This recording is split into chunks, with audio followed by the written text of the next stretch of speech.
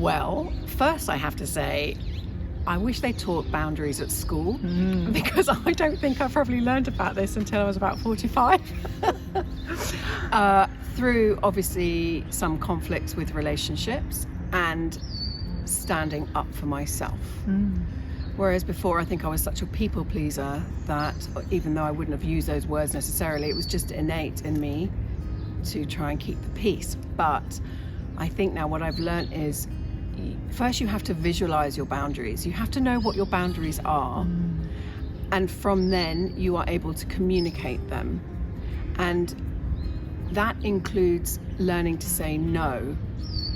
Obviously not saying it in an aggressive way because you're not going to get the right response that you want. But the problem is you're going to face sometimes is when you start laying down boundaries, some people don't like it because they're so used to behaving in how you were behaving before and that benefited them. But when you start laying down your own boundaries, they're not going to like it. But you have to do what's right for yourself. As I say, as long as you communicate it in a nice way. I actually learned to stop becoming a yes person at a job, and I sort of monitored it myself, and I said no 3 times over a year or something, maybe 2 or 3 years, and I ended up losing my job. But it was the right thing for me. But I realized I was getting taken advantage of, and so I just had enough.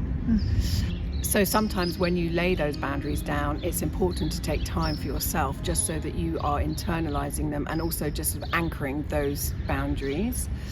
And then finally, it's actually about maintaining those boundaries once you really know what they are, so that you can live more authentically yourself.